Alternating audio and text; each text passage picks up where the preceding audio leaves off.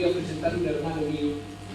Y siempre se dice cuando uno es cercano, voy a presentar a mi hermano.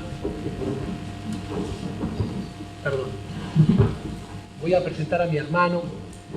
Y esas cosas son difíciles de transferir. En la medida en que para alguien inadvertido o alguien nuevo, pero no hay gente nueva. En mayor o menor medida, aquí hay gente conocida a la cual le tengo que agradecer que hayan venido. Señor embajador, le agradezco profundamente que haya venido. Padre, le agradezco profundamente que haya venido. A los dirigentes políticos les agradezco profundamente que hayan venido. Y les agradezco profundamente que hayan venido mis amigos, los amigos de Pedro, e incluso los que nos reprocharon que no les habíamos avisado y que se tuvieron que enterar por la prensa. En el marco de los 107 años del Club Libanés del Uruguay, y nos reíamos hace unos instantes con la hija de Pedro y con la esposa, de que un día tuvimos que pasar de 83 años a 107, y la gente decía, pero ¿cómo? El año pasado no eran 83 y ahora pasaron a 107. Fue por la tarea de investigación de Pedro, el causante de esto, que descubrió justamente que el Club Libanés del Uruguay era continuación, con los mismos estatutos reformados, que era la continuación de otra agremiación de inmigrantes. Señor embajador, por favor.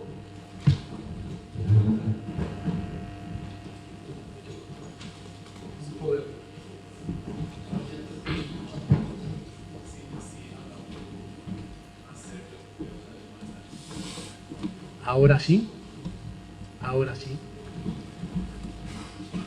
De manera entonces que en este marco de 107 años, que para nosotros es sumamente importante porque el club tiene la obligación, no solo estatutaria, sino la obligación moral de hacer un aporte a la sociedad de manera sustancial, como lo venimos haciendo hace tiempo, pero que es sumamente difícil obtener eco, es sumamente difícil que nos acompañen y es sumamente difícil, además de conseguir un público calificado como este, tener un disertante calificado como mi hermano Alberto.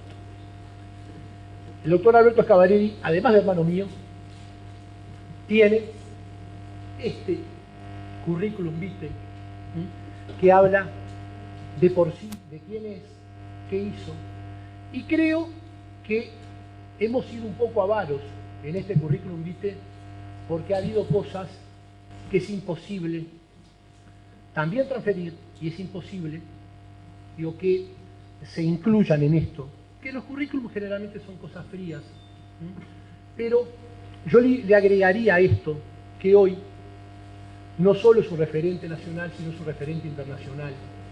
Y voy a decir algo que a él le molesta, y que he intentado en muchas reuniones obtener una mirada cómplice de él, y he obtenido exactamente lo contrario, que es cuando, en años no muy lejanos, cuando se le ofreció ser el número 1 del combate contra la droga en el mundo, dijo que él prefería ser el número 2, no por no asumir responsabilidades, sino por quedarse aquí en el Uruguay, porque él quería quedarse en el Uruguay para asumir las responsabilidades que la vida le brindara. Eso habla a las claras, no solo de su preparación, habla a las claras, no solo del interés exterior por llevarse un talento de estas características y de esta enjundia, sino por sobre todas las cosas de quedarse con nosotros, con sus amigos y con la sociedad a la cual invariablemente sirve. Amigos, los desafíos de la convivencia social, libertad, seguridad y justicia. Ese es el título. El título que en estos momentos de deserción estudiantil, de repetición estudiantil, de problemas educacionales, de problemas sociales, de difícil solución, nosotros necesariamente teníamos que asumir un compromiso, reitero, social, y parafaseando a Borges, decir: yo no estoy contento con lo que escribo o con lo que digo, sino que estoy orgulloso de lo que escucho. Y entonces, o lo que leo. Yo estoy más contento escuchando a amigos y a talentos como el de Alberto, y también hay que parafrasear aquel dicho anónimo, popular, que dice que utilizar mi talento y mis posibilidades no me garantizan el éxito, pero no usarlas seguramente me van a dejar en el fracaso. El doctor Alberto Scavarelli va a dar una charla que yo les aclaro, yo también desconozco igual que ustedes, lo escuché en innumerables oportunidades, pero nunca una charla de Alberto es igual a la otra. Ni siquiera se reiteran conceptos, sino que es una fuente inagotable de conocimientos que es digno de escuchar, y creo que ustedes van a salir, como salgo yo cada vez que lo escucho, pensando en las pautas que vamos a tratar hoy. Y después que hable él, les voy a pedir un minuto, porque después que él termine, el club le va a hacer un regalito. Gracias.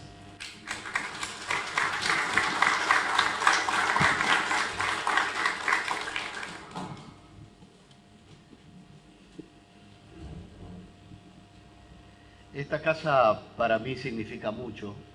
En este lugar he pasado y espero seguir pasando horas formidables. Y por qué no decirlo, degustando cosas deliciosas también, porque es una casa que realmente uno siente suya, que es más que el recipiente de una colectividad. Es una cuna de una vieja civilización que le ha dado al mundo la capacidad de diálogo, de entendimiento y de sentimiento de pertenencia. Esas culturas que son imposibles no tener presente cuando uno quiere hablar de la civilización y del progreso humano. Cuando me dicen que el aniversario al que yo vengo siempre se iba a tornar en esta oportunidad de poder charlar con ustedes, tuve un sentimiento encontrado, porque digo, bueno, vamos a estar cambiando un festejo por una conferencia, por una charla, por un intercambio de visiones. Pero luego, mi queridísimo amigo Pedro Buchalja, como lo es, sin ninguna duda, Carlos Abdala, y Pedro Buchalja, un pensador de este país, un hombre cuya trayectoria supera cualquier comentario, y que si esta sociedad que a veces navega tanto en lo superficial, el día que se dedique a hacer una prospección, simplemente milímetros más abajo de la superficie, va a encontrar lo que es el sembradío constante de ideas, de ideales y sobre todo de estilos de convivencia que Pedro ha representado siempre en esta sociedad, y como alguien que siento entrañablemente amigo en lo personal sin duda.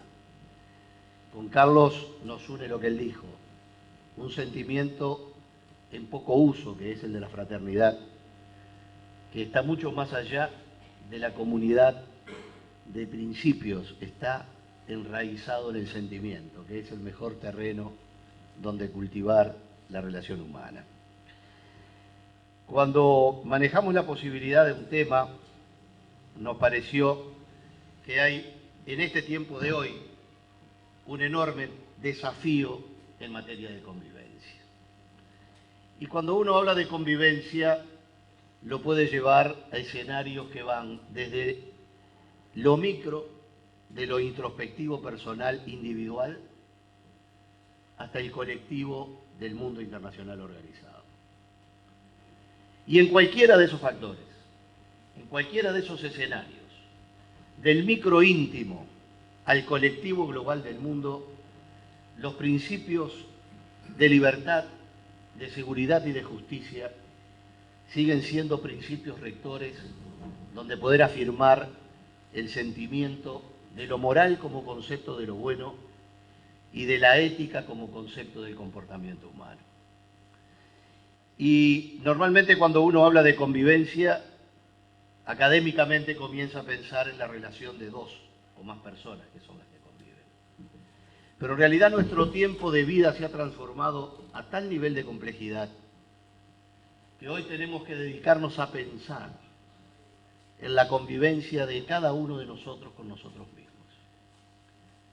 En una sociedad donde lo benzodiazepínico termina afectando felizmente la regulación de la conducta humana, donde tenemos el fantasma del fracaso, del enfrentar la dificultad que termina en un suicidio, o el fracaso de la superación de la dificultad y la adversidad que termina en la agresión, en ese proceso que es íntimo, absolutamente personal, en ese casi esquizofrénico sistema de pensar que el ser humano tiene que regular, que es la convivencia consigo mismo.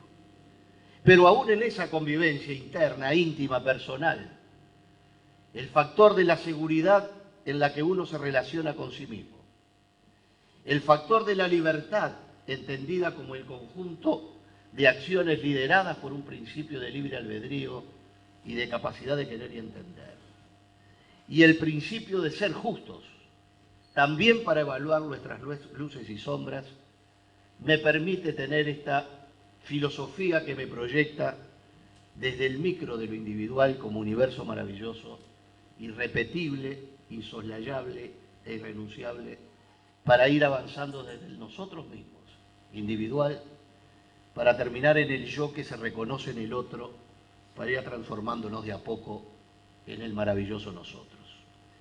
Una sociedad como la colectividad libanesa de este club ha venido durante más de 100 años construyendo el nosotros.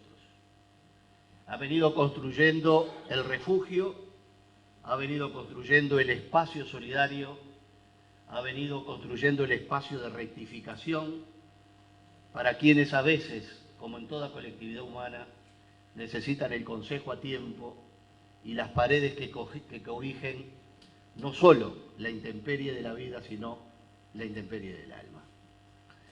Cuando salimos de ese escenario individual, absolutamente íntimo, que tiene que ver de nosotros con nosotros mismos, pasamos a lo que es el concepto de lo colectivo.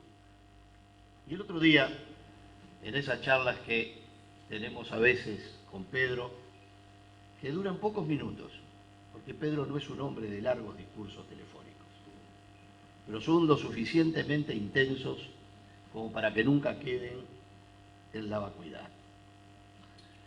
Y en el intercambio de ideas hicimos el concepto de lo que era considerado colectivo. Y yo mencionaba que hay dos elementos que sirven de elemento, quizá tres, elementos rectores para saber en qué momento estamos hablando de convivencia. En lo jurídico, quizás la norma universal más importante es la Convención contra el Crimen Organizado de Palermo, en una actividad que me tocó trabajar muy cerca y con mucha fuerza. Y allí, cuando se estaba discutiendo la Convención de Palermo sobre el crimen organizado, la primera pregunta era, bueno, pero ¿y a partir de cuánta gente hay crimen organizado? ¿A partir de 10? ¿A partir de 20? ¿A partir de 100? Y la Convención de Palermo terminó conviniendo que es a partir de 3. Ese partir de 3, que es el mismo que en un sistema de organización carcelaria trata de establecer de que los recluidos estén en un número impar de 3 en una misma celda para evitar el emparejamiento en la decisión que es producto de una misma ideación. Por supuesto que nuestra propia legislación es de esa misma naturaleza. Y si hago esta mención, no es para hacer una proyección de un tema de esta naturaleza desde lo jurídico, sino porque realmente lo jurídico, incluso en la Convención contra el Crimen Organizado, recoge ese concepto de que 3 personas, 3 seres humanos pensantes, en la dirección que fuere, son capaces de ser motores de cambio de acción en cualquier dirección, inclusive en la más terrible que uno puede imaginar, hasta la más constructiva. Y en ese sentido, cuando uno comienza a hacer esa proyección desde lo individual, se encuentra con algunas patologías de nuestra normalidad, para citar a Fromm. Por eso nos hemos encontrado con el conflicto humano individual de la persona consigo mismo y luego nos encontramos con el conflicto de la persona con su entorno más íntimo y nos aparece el fantasma de la violencia doméstica. Esa relación entre la gente que está unida por el sentimiento, por el amor, por la dedicación, por el trozo de uno mismo, que puede ser un hijo, por el pedazo de uno mismo que es de la procedencia de un padre, de una madre, o de la persona que eligió para compartir vida.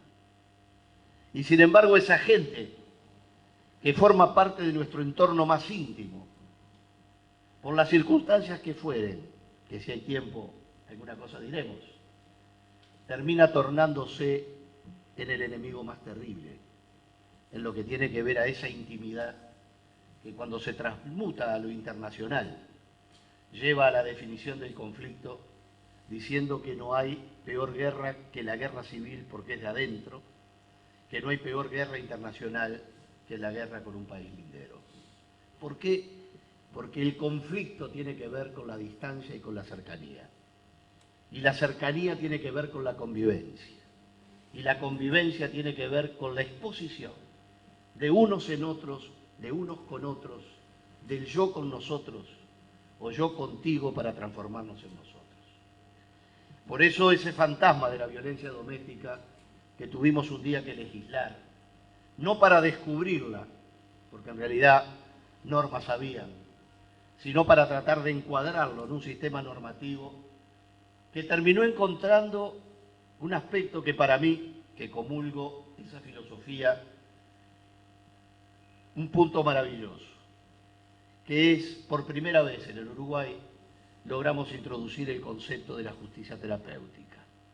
Es decir, que la aplicación del sistema de la ley en el manejo de la libertad, de la seguridad, de la justicia, terminara teniendo un instrumento que no solo sancionara, sino que procurara curar. Porque cada vez que hay un acto de falla en la conducta íntima en lo personal, que requiere tratamiento para recuperarla, que puede ser espiritual, que puede ser religioso, que puede ser de mil formas, hasta químico. Pero también en la relación interpersonal requiere el esfuerzo de la rehabilitación, de la reconstrucción del tejido. Hay una expresión que por estos días estoy empezando a desarrollar en función de un contagio que estoy padeciendo, en función de que he tenido el inmenso honor de ser invitado por la Academia Nacional de Medicina del Uruguay para un evento que va a haber ahora a fines de octubre sobre el tema de adicciones. Y para un abogado aterrizar en el mundo de la academia médica, porque no todos los médicos son académicos, aun cuando puedan ser grado 5, porque es un núcleo muy selecto, donde uno ve la conjugación maravillosa del talento no neutralizado por la edad, porque hay gente muy mayor que sin embargo siguen siendo referentes con los que uno no le alcanzaría el día para poder seguir escuchándolos y muchas veces interrogándolos. Y hablando en ese escenario, o conviviendo en ese escenario, descubrí una expresión que sinceramente conocí a Alba Herrer y que se llama homeostasis, con o sin H. Y la homeostasis, si hay algún médico aquí, le pido anticipadas disculpas porque seguramente mi definición va a estar lejos de la que maneja la academia. Pero me pareció que desde el punto de vista social, porque existe una homeostasis social y psicosocial, es la búsqueda de dos líneas paralelas que generen un espacio en el cual las variables y las mediciones permitan considerar un estado de salud en lo personal o en las relaciones sociales. No todas las mediciones tienen que dar exacto en el colesterol, en el nivel de la presión, en el nivel de todas las mediciones que nos hacemos cuando miramos allí el resultado del examen médico, que como dicen los americanos, en definitiva la vida fuera de lo sentimental se transforma en un cheque a tiempo y el resultado de un examen médico, ¿no? con ese pragmatismo que tienen ellos. Pero cuando uno mira el resultado del examen médico, uno mira el más menos. Y cuando ve que en el más menos, que de pronto es grande la distancia, uno está comprendido en ese más menos, dice, bueno, estoy bien. ¿Por qué? Porque estoy dentro de la no patología de la normalidad, a partir de la sinuosidad, o a pesar de la sinuosidad de los indicadores que estoy teniendo. Esa impresión que realmente me impactó, de considerar saludable o en buen estado mediciones que se permiten estar dentro de un rango que hacen viable la plenitud del ejercicio de la vida, también existe como una homeostasis de las relaciones interpersonales y de las relaciones internacionales.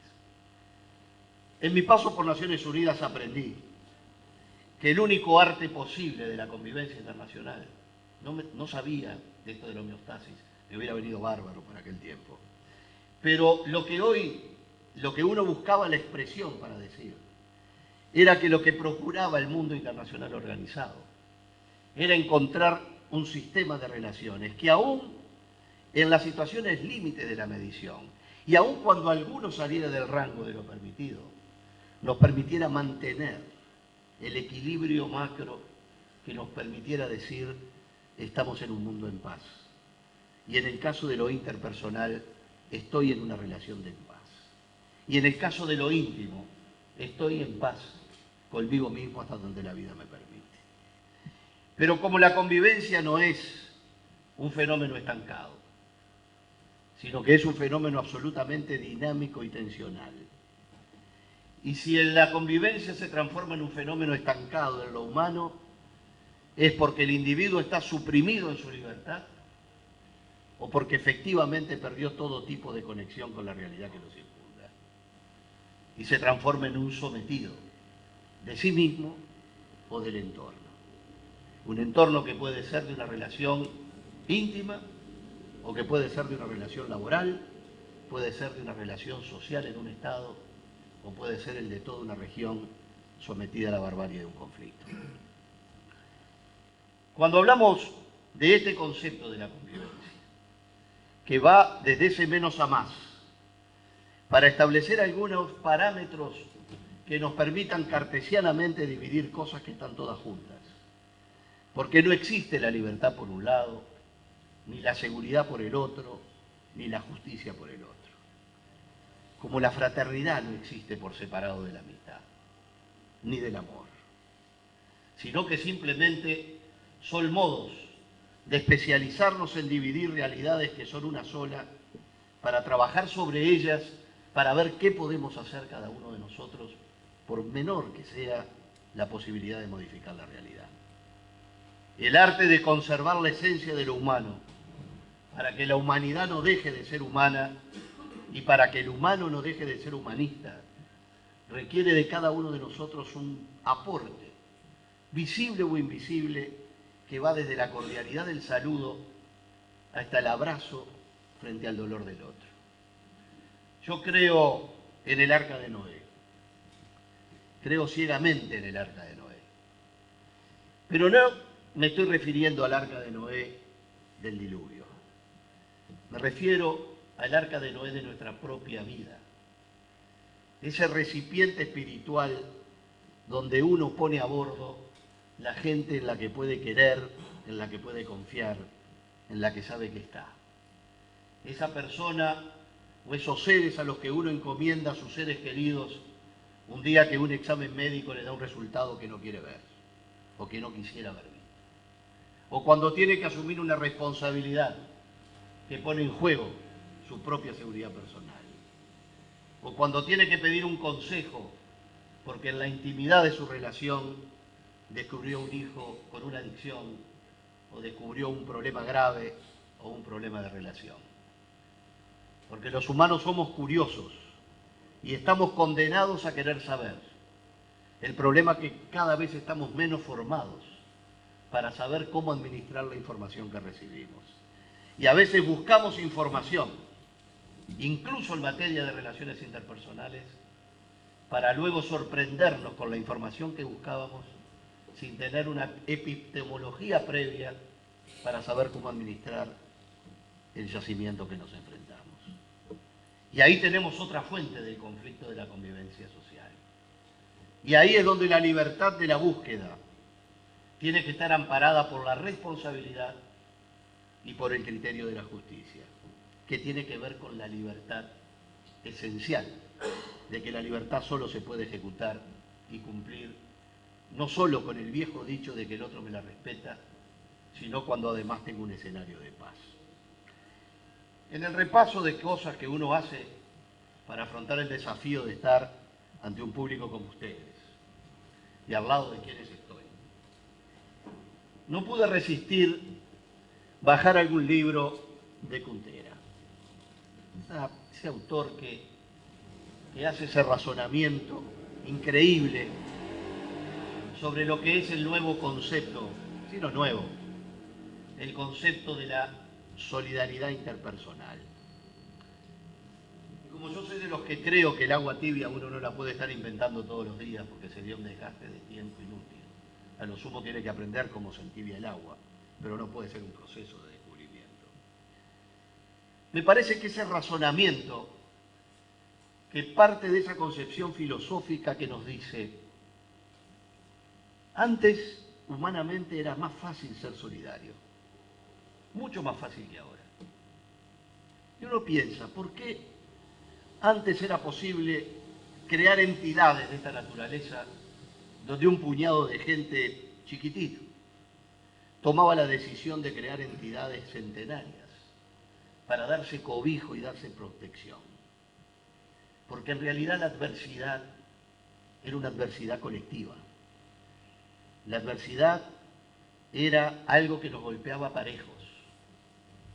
Nos golpeaba parejo una epidemia, nos golpeaba parejo una crisis total, nos golpeaba parejo un tornado o un elemento climático o cualquier elemento que no era solo el fracaso de una peripecia individual. Sin embargo, el mundo de hoy ha cambiado en el criterio de la necesidad del nucleamiento humano para enfrentar la solidaridad de la dificultad.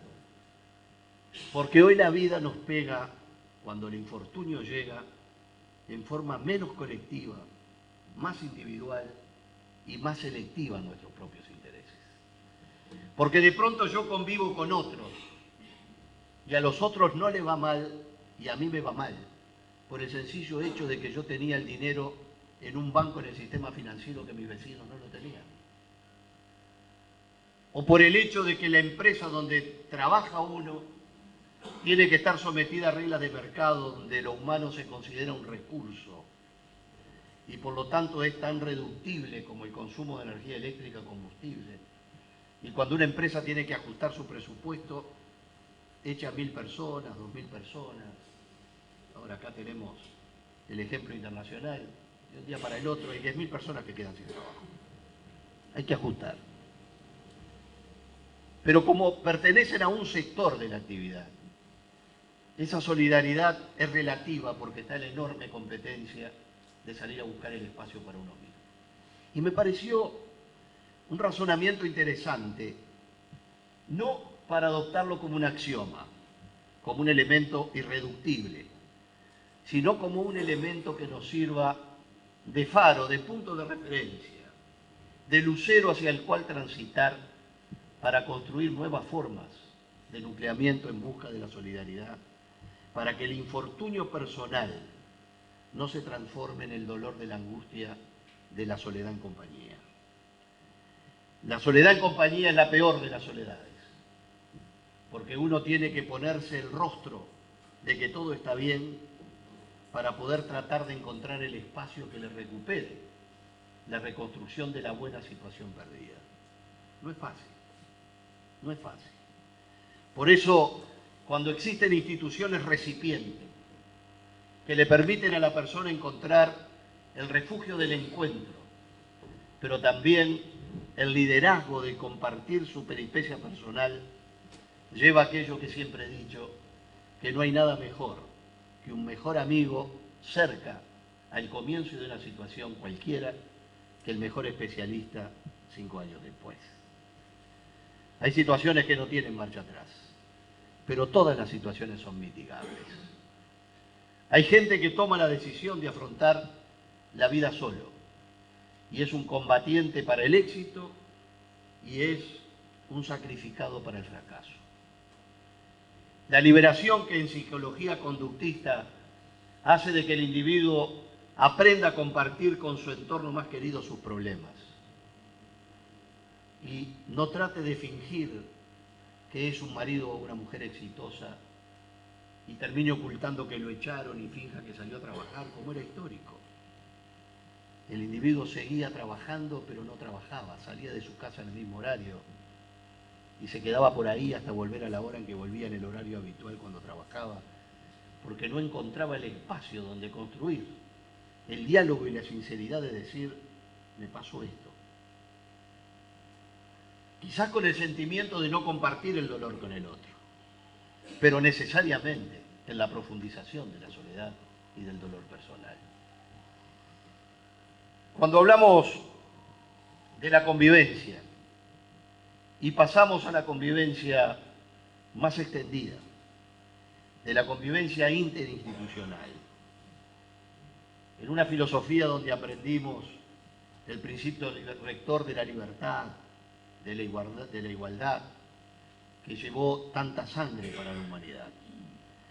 Para tratar de que la igualdad y la libertad nos garantizaran a punto de partida que esos bebitos que nacen pesando 500 gramos en el Pereira Rosell, porque son hijos de gente que ha quedado atrapada por el consumo de la cocaína y la pasta base, la sociedad toda los cubra, los proteja, los arrulle, para que tengan la misma chance del nieto que la vida parece que me está regalando para dentro de pocos meses.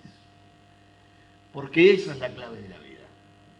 La solidaridad que permita recoger al ser humano las dos grandes fragilidades de su existencia. La fragilidad del comienzo y la fragilidad del final.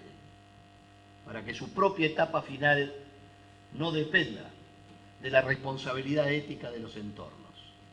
Que no solo sea el producto de lo que generó y ahorró. Y ahí es cuando nos dicen, pero no puede ser lo mismo quien se sacrificó toda la vida y aportó, que quien no hizo nada y que se dejó la vida correr y que dormía mientras yo salía a trabajar a las 5 de la mañana. Pero hay una altura de la vida, donde manteniendo la diferencia del premio del esfuerzo, también la sociedad tiene que recoger, para que no tengamos la vergüenza de la simetría insultante. Y en esa relación de la igualdad a punto de partida, en el sentido del estímulo, para que la justicia sea justamente el mensaje que nos permita recibir lo que tenemos derecho como contrapartida de la responsabilidad de dar. Cuando estábamos en alguna convención, llevamos como producto uruguayo una expresión que luego se fue diluyendo, como suele suceder con las buenas ideas, que luego no tienen padres. Los únicos que tienen padres son las malas ideas. Y que es el concepto de la responsabilidad compartida. Responsabilidad compartida no es compartir la culpa, no es quitarle la responsabilidad al otro. Eso es enjuiciamiento. Responsabilidad compartida es buscar el qué, el cómo y el cuándo. Yo tengo algo, por minúsculo que fuera, para poner en ese elemento global de la convivencia, para por lo menos por un instante hacer mejor la vida de otro. En este concepto de desarrollo, que primero fue económico, después fue humano y hoy logramos que sea sostenible, para que justamente el desarrollo sea la evolución de las condiciones donde convivir, pero de la perspectiva de un progreso constante de lo humano, sin que lo humano deje de reconocerse a sí mismo como condición de tal. Yo a veces digo, cuando voy por el interior del país, donde hay algunas zonas deprimidas o en algunos barrios con depresión socioeconómica, pero sobre todo en el interior, que a veces tenemos algunas falsas imágenes sobre el desarrollo y la calidad de vida. Yo realmente no estoy muy seguro, o mejor dicho, estoy seguro de lo contrario, de que quien vive en una casa lindera de otro con techo de chapa de metal oxidado que de pronto se le agujerea y tiene que poner un balde abajo, está viviendo realmente peor que el que vive en un apartamento de 15 pisos, donde pasa todos los días en un ascensor al lado de alguien que no sabe quién es, y que el día que tiene que buscar ayuda no tiene dónde buscarla porque nadie lo conoce, salvo de una asamblea de copropietarios. Y a veces les digo, ustedes que viven juntos, en los barrios, donde de pronto tienen un enojo furioso, porque de pronto las hojas del árbol le tapan la cañería del techo, o el perro le rompe la bolsa de basura, y uno cree que el otro tiene un plan preordenado para que uno sufra y que realmente tenga todos los problemas. Pero cuando en la madrugada viene alguien de esa casa y nos golpea y nos dice a fulano le dio un ataque, la gente sale, aunque sea en ropa interior, a abrazar, a buscar, a ver qué hacer, o a quedar espantado por no encontrar respuestas, pero juntos, saliendo de esa falta de respuesta dada en soledad cuando el individuo no tiene a quién recurrir. Nos hemos acostumbrado al mensaje de texto para no oír nuestras voces. Nos hemos acostumbrado a llamar a la emergencia para no tener que hablar con el de al lado. Nos hemos acostumbrado a tener amigos en esquemas de comunicación de redes sociales que esmeradamente construyen su mejor perfil, que los pone lejos de su propia esencia personal. Nos hemos acostumbrado a salir a divertirse la gente muy joven y no tan joven, un sábado de noche, y no ser capaces de poder ir directamente al lugar donde se van a divertir sin pasar primero por lo que se llama la previa, donde dejan de tener la condición personal que les identifica a ellos con ellos mismos. Y están destinados a encontrarse horas después para convivir con otros que, como ellos, dejaron de ser quien son, ni quienes van a ser la mañana siguiente para ser los que quedaron como producto de ese proceso previo para instalar la diversión humana.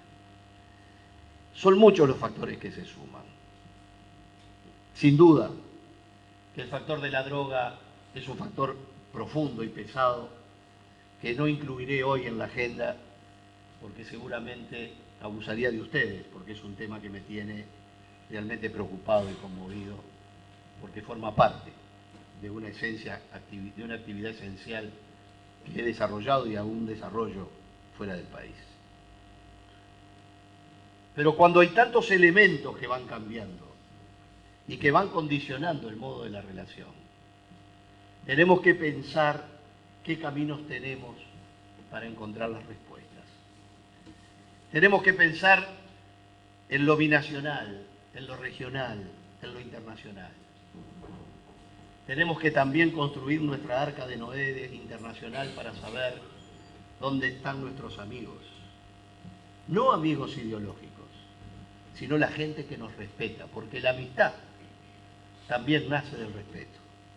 Y el respeto no es producto de la perfección del otro, es de la autenticidad del otro.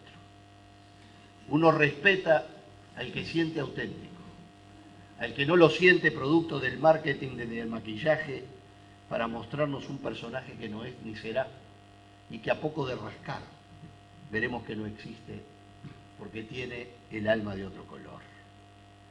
Ese tipo de situación, ese tipo de modelo de convivencia, ese tema del concepto de lo que está bien y de lo que no está bien, el concepto de la laicidad, que para mí es tan importante, pero se me transforma en tenebroso cuando el concepto de lo laico se transforma en excusa para la neutralidad ética, donde todo vale igual. Sabater, con el que he debatido sus ideas muchas veces, un día dijo una frase que conmocionó al mundo intelectual. Dijo, es mentira que todas las ideas sean respetables. Las personas son respetables. Pero no todas las ideas son respetables, porque los genocidios nacieron de ideas, las monstruosidades nacieron de ideas, y el error del mundo fue respetar una idea que terminó siendo genocida con inocentes, que contamos por millones. Una cosa es el inalienable derecho de la capacidad de decir, y otra cosa es la insoslayable responsabilidad de que no todo sea igual. La gran pregunta es cómo administramos ese espacio intermedio, desde la libertad, desde la justicia y desde la responsabilidad. Quizás el desafío de este tiempo es ese, encontrar los caminos que nos permitan construir modos de relación, que nos permitan reconstruir la intimidad, poder tener la confianza en el otro y tener los recipientes sociales donde nuclearnos para poder volver a tener los espacios donde enfrentar la angustia de la peripecia vital. ¿Y por qué no? La alegría de compartir las alegrías vitales. A veces me pasó en las últimas 2 festividades de fin de año, unos programas de radio, y recuerdo que para la Navidad y fin de año pasado, y miren para dónde agarro, dije en la radio, señor, señora, si usted es abuelo, es abuela, esa vive solo, sus hijos están todos corriendo, tienen sus nietos, están todos procurando vivir mejor, confundiendo a veces lo urgente con lo importante, esa frase tan hecha y tan poco reflexionada. Y de pronto usted tiene en su alma el recuerdo de aquellas fechas donde usted era la anfitriona de la familia, que amasaba todo el día anterior, que tenía todo pronto para ese día, y después se quedaba el resto del día acomodando lo que había quedado desacomodado. Y de pronto usted ve que se acercan las fiestas, y la fiesta se va a transformar en que los muchachos salen a bailar por ahí, los hijos se juntan con otros amigos para ir a otra fiesta, y el veterano no está. Pero no está porque alguien diga, no quiero que esté. No está porque el modo en que se encara la forma de vivir de cada uno lleva caminos, a mi juicio, equivocados. Y les digo, mire, cómprese un pan dulce, aunque sea de segunda mano, y vaya y golpee. Y golpee, métase para adentro. Y diga, acá estoy yo, y acá voy a pasar con ustedes. Y lo principio capaz que tiene un problema de resistencia, pero quédese. Ya no espere más a que la fiesta se organice como uno estaba acostumbrado a que fuera. ¿Por qué? Porque también el tiempo vivido tiene que servir de experiencia para que uno comprenda la pérdida de flexibilidad que en otras circunstancias nuevas generaciones a veces tienen. Estamos viviendo un tema delicado, porque es la primera vez en la historia humana que hay un profundo corte generacional. Y todavía no sabemos el resultado. Es como cuando aparecen deportes violentos nuevos. Y uno compara los deportes que se han jugado toda la vida con el deporte que apareció hoy, que de pronto inunda una sociedad y todo el mundo quiere practicarla. Siempre hubo una integración intergeneracional. Y no estoy hablando de liderazgo. No estoy hablando de mi abuelo, que era un pater familias. Era el referente. Mi abuelo hablaba y hablaba. Eso no fue después y seguramente no va a volver a ser nunca, y capaz que está bien. Capaz que está bien. Pero lo que no puede pasar es que hayamos roto la comunicación intergeneracional. No puede pasar que la persona adulta, mayor, el viejo y la vieja, que está viendo que sus hijos y sus seres queridos, la proyección de su propia vida, va rumbo a un modo de relación donde la ruptura de la relación de familia, de pareja, está fácilmente al borde de la esquina a la vuelta de la esquina ante la primera dificultad. No porque yo proponga el sometimiento de mantenerse en relaciones interpersonales insoportables.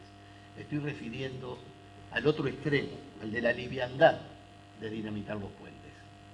Y cuando alguien, desde la perspectiva de la edad, ve que las cosas no van en buen camino y habla, se transforma en una molestia. Porque está diciendo lo que los demás no tienen interés de oír. Y cuando alguien dice lo que los demás no tienen interés de oír, produce reacciones. Y cuando produce reacciones, deja librado a su propio desafío vital a una generación que se perdió, a una generación que cada vez vive más tiempo, con mejor condición de vida, con mayor lucidez y con mayor capacidad de interpretación de la realidad. No es casualidad que haya veteranos que prefieran ir a vivirse solos. No es casualidad. No es casualidad la proliferación de determinados hogares donde los veteranos tengan que vivir para tener la comunidad de otros. Por eso la reconstrucción,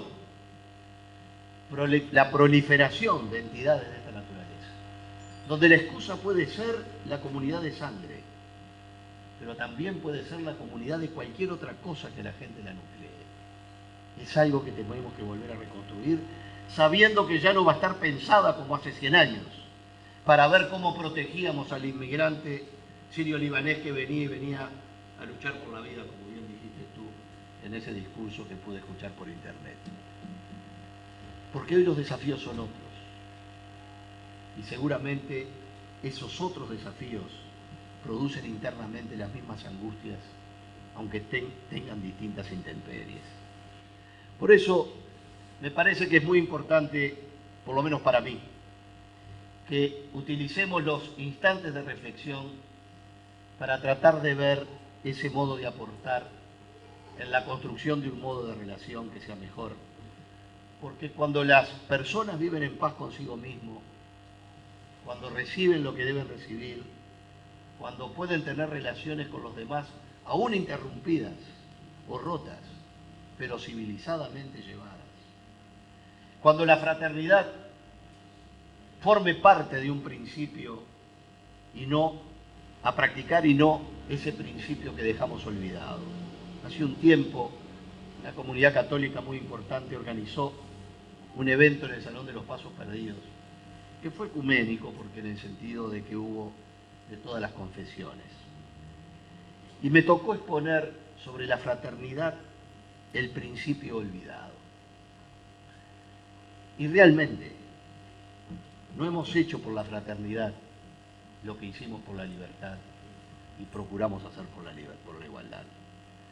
Quizás sea el tiempo también de trabajar por sentir en el otro un parte de nosotros, aún desde la diferencia y aún desde la adversidad, aún desde la confrontación. Y es la confrontación la que tiene que ver con el diálogo en una enseñanza que no solo tiene los números que vimos, es mucho más grave. Es mucho más grave porque aunque tuviéramos sentados a todos los muchachos en clase, atornillados en clase, hemos dejado en nuestras sociedades de educar para la vida. No estamos educando para el conflicto. Y la negociación de la diferencia comienza muchas veces con la personalidad fuerte, que confunde el mal carácter con el carácter. Y cuando hay una diferencia, la diferencia se comienza a plantear desde el enojo, cuando el enojo debiera ser la consecuencia de un acuerdo buscado que frustradamente no se logró. Si uno comienza enojado, termina en violencia. Cuando la diferencia en una pareja comienza a los gritos, difícilmente termine con un beso y un abrazo. Cuando el tener que hablar con un hijo adolescente empieza con el escándalo, difícilmente se puede reconstruir un lazo donde poder abrazarlo y apretarlo para mostrarle el camino del error o la propuesta de un camino diferente. Terrible es cuando eso mismo pasa a otros niveles de negociación, desde las relaciones de trabajo a las relaciones interinstitucionales, a las relaciones políticas, en un mundo que requiere cada día más políticas públicas. Cada vez más necesitamos menos políticas de gobierno y más políticas públicas. No solo concertadas en un gobierno coaligado o no importa el país que fuere. Necesitamos políticas coaligadas que echen raíces en el público, en las organizaciones, que la gente lo sienta propia, para que separemos de la política menor los temas que forman parte de la esencia de la convivencia. Los pilares de la convivencia humana tienen que ver con la seguridad, con la educación y con la salud. Yo quiero competencias por la excelencia sobre esos temas. ¿Quieren que les diga la verdad? Estoy cansado de los análisis clínicos que me muestran tumores. Quiero ver dónde está el tejido sano para hacer la homeostasis de una sociedad mundial y nacional que nos permita decir, desde esta fe, desde esta convicción, desde estos principios, desde estas diferencias, hay un margen que no podemos negociar. Hay un margen que no podemos darnos el lujo de discutir, porque el cuanto peor, mejor no existe, y el cuanto peor es siempre peor para el que lo propone y para el que lo tiene que padecer después. Por eso, para ir terminando y no cansarlos, porque tengo que agradecer enormemente que dediquen un viernes a la noche, cuando la jornada de la semana se prepara para el fin de semana, en venir a escuchar temas que pretenden ser, si no profundos, por lo menos navegar un poco menos rápido. A mí me tocó ser presidente de aquella vieja industria pesquera del Uruguay, ISPE. Y ahí aprendí, gracias a los biólogos, que las especies ictícolas, que los peces, son de dos tipos: demersales y pelágicos. Me lo aprendí de memoria, porque tenía que ir a lugares a hablar, y por lo menos alguno decía, yo tenía que tener una idea de la diferencia entre uno y otro, más o menos. Pero me marcó ese concepto, porque hay seres que navegan en la superficie y hay seres que navegan en la profundidad. Se puede ir muy rápido en la superficie, pero está sometido a otras intemperies. Y la velocidad de un movimiento en la dirección equivocada no es un mérito, es la profundización acelerada de la ruta hacia el error irreparable. Por eso la coherencia no es una virtud para mí. La virtud es la rectificación del sendero que uno descubre que no es el mejor, aunque lo tenga que aprender de otro que piensa distinto que nosotros. Porque no hay nada peor que la tosudez de la persistencia en lo personal y en lo colectivo, rumbo a un camino que realmente no tiene retorno o enlentece el retorno posible. Termino diciéndoles que el honor que significa para mí esta presencia que les dije al principio, que créanme que no tiene nada de protocolar como agradecimiento, el honor de que tengamos representantes diplomáticos y religiosos presentes, el honor de que los tenga ustedes, a muchos de los cuales conozco hace mucho tiempo y con los que nos estrechamos en un sincero abrazo porque nos sentimos parte de ese arca de Noé de la Pitá. A Carlos Abdala, que es un hermano que me regaló la vida, a mí que soy hijo único. Tengo otro que anda por aquí que también es hermano de mi vida, por lo tanto, a Tito y Chiquita, que fueron mis viejos, dejé de dejarlos como padres de hijos únicos hace un tiempo. Pero tengo la enorme alegría de contar con un consejero, con un amigo, con un hombre brillante, como es mi querido Abuchalja, con el que hemos transcurrido tantas horas y donde hemos pensado tantas cosas, porque siempre estuvo en esa disponibilidad, que es lo último que quiero decirles. Si yo tuviera una palabra para denominar la crisis, le establecería en una sola expresión, que a mi juicio combina convivencia con libertad, con seguridad, con justicia y con fraternidad, y que es la disponibilidad humana. la generosidad de lo humano requiere hacer el esfuerzo por estar disponibles, que no quiere decir el apostolado de la disponibilidad. Yo no propongo el apostolado del sacrificio de lo personal en procura de la satisfacción de un segundo. Propongo el romper la caparazón que nos aísla de la posibilidad de tender la mano, de estar más cerca, para que un día esa misma mano se extienda cuando nosotros la podamos necesitar. Muchas gracias.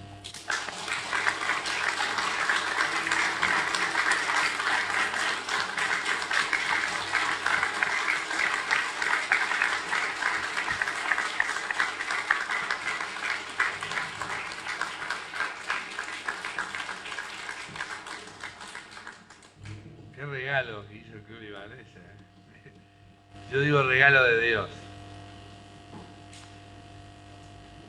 Voy a ser muy breve porque no puedo dejar de hablar.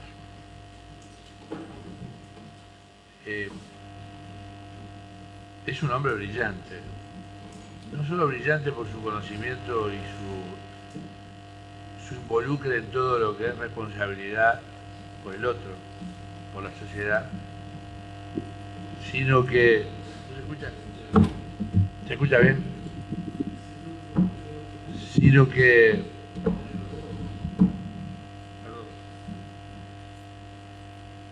Sino que el aporte que está haciendo en este momento histórico del mundo es fantástico.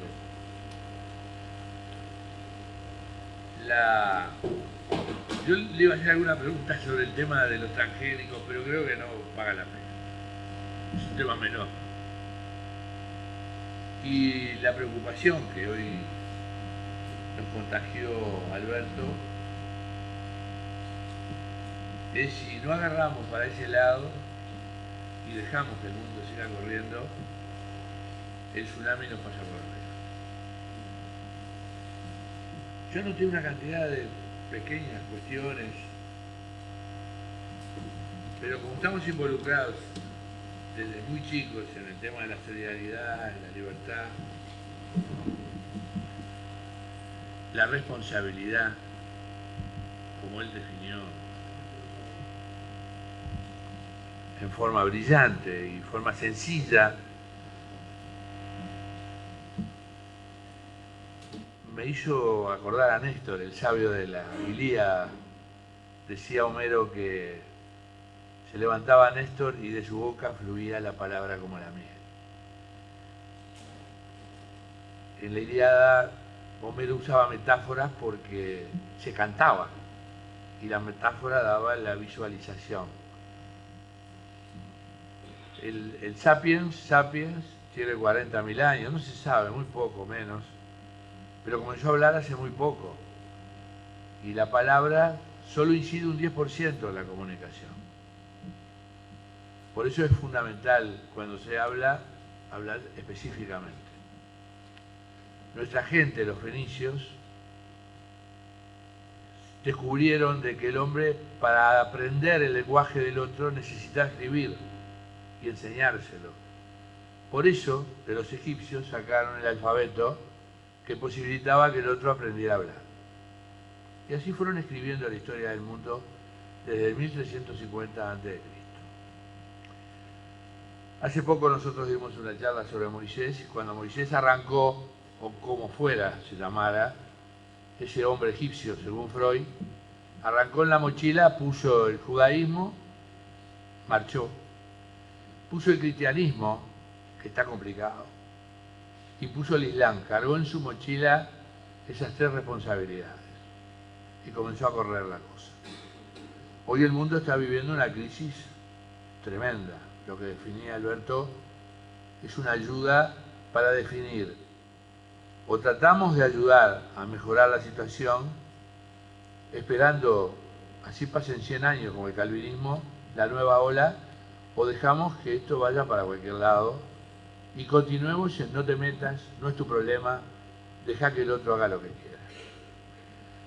Yo, sinceramente, Alberto, es una forma de reconfortarnos a todos y lanzarnos con un nuevo ánimo. Ahora, Carlos Manzora hace un acto el domingo al mediodía y me invitó a compartir alguna exposición, y yo estoy a la orden porque creo que es importante comunicar el conocimiento que hemos adquirido desde el fondo de nuestros tatarabuelos, porque somos todos resilientes, los libaneses felizmente, y también es una impronta de fuerza, de trabajo y de lucha por tratar de que esto no siga en esta caída. Habíamos pensado dejarte un recuerdo. Nosotros, cuando visitamos el Líbano en el año de 1972, en un congreso de la juventud, teníamos 29 años y ya acá en el Uruguay éramos veteranos. Hoy somos chiquilines a los 29 años. Ya éramos veteranos. Nosotros habíamos ya integrado el secretariado de la CNT y la mesa, y habíamos pasado por la militancia gremial de responsabilidad y éramos veteranos. Descubrimos que la gente en el Líbano andaba con entretenimiento, y averigüé, le llaman el más baja. Y bueno, un primo me regaló uno, que es el que permanentemente uso, y pensamos que era un símbolo importante para que, como recuerdo de este hermoso aporte tuyo a la crisis que estamos viviendo, y que bueno, es una muestra de que ayuda a luchar por la crisis.